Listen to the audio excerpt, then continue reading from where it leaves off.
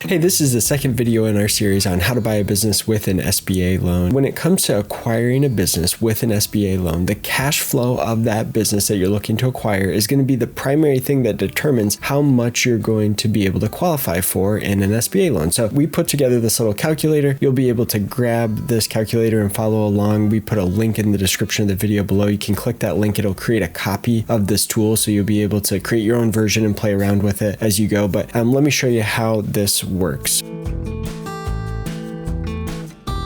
The first thing you need to know is the monthly cash flow of the business. And so this could be the seller's discretionary earnings. It could be, you could take the tax return net income and divide by 12. That's probably the safest route to go. Take the tax return net income. Sometimes what you'll find is that sellers are going to say, well, here's what the tax return said we did $200,000 of profit last year, but here's all these things I want to add back. I want to add back my owner's compensation. I want to add back depreciation. I want to add back these one-time expenses or discretionary expenses. Maybe I paid for personal expenses, health insurance, or travel or something like that. And so the seller may have all of these proposed add backs, and they may want to increase what they consider to be your seller's discretionary earnings. Now, there's going to be probably a debate between what the seller says the seller's discretionary earnings is and what the lender will accept. So the lender may say, well, yeah, we're not going to let you add back all of your owner's compensation because you're going to have to hire someone in place of that owner. When the owner leaves, they were doing a job. You're going to have to hire someone in their place, or you're going to do it as the buyer. You're going to do that job and you deserve to be compensated. There's always going to be a debate about how much is added back from an SBA loan perspective to kind of get to that cash flow number. What I would say from an SBA perspective is you want to be conservative about what you are willing to add back. So probably take the tax return net income amount, divide by 12, and that will give you monthly cash flow. Enter that into this field, and then you've got your annual interest rate, typically right now maybe around 10% for an SBA loan, and then loan term in months for a typical SBA acquisition. Typical loan terms, if real estate is not included, would be a 10-year term, so 120 months, and then a target debt service coverage ratio. This just means how much profit or cash flow does the business have to repay its debts, to make its loan payments. So the typical requirement or expectation from an SBA lender is a 1.25 minimum, meaning that the business has $1.25 of cash flow or profit for every dollar of proposed debt service. So with these assumptions here, we're able to determine how much a loan payment would be and kind of back into what's the maximum loan amount. So right here, we can see that maximum allowable debt service based on a $20,000 monthly cash flow and a 1.25 debt service coverage ratio. The maximum you'd be able to put towards debt service each month is $16,000. Then we have this little fancy equation here in this cell that's just going to help us back into, with a $16,000 monthly payment and 10% interest over a 10-year term, what is the maximum loan amount we could qualify for? And that in this example ends up being $1.2 million. Now, if we wanted to change our monthly cash flow, so let's change this to $30,000, we can see, okay, the maximum loan amount goes up to 1.8, right? So you'll be able to play around and adjust this. And also if you said, hey, we're going to have a longer term because there's going to be real estate involved, perhaps, let's say you get a blended rate and it's a 16-year term. So 16 times 12, again, that's going to change that loan amount that you'd be eligible for. Now, this is only one portion of what determines how much you're going to be able to qualify for in an SBA loan, is kind of on the cash flow of the business itself. The other portion to consider is your own personal financial situation as a buyer, and I'm going to dive into that next. Now, if you would like a kind of more holistic review of your situation, you can submit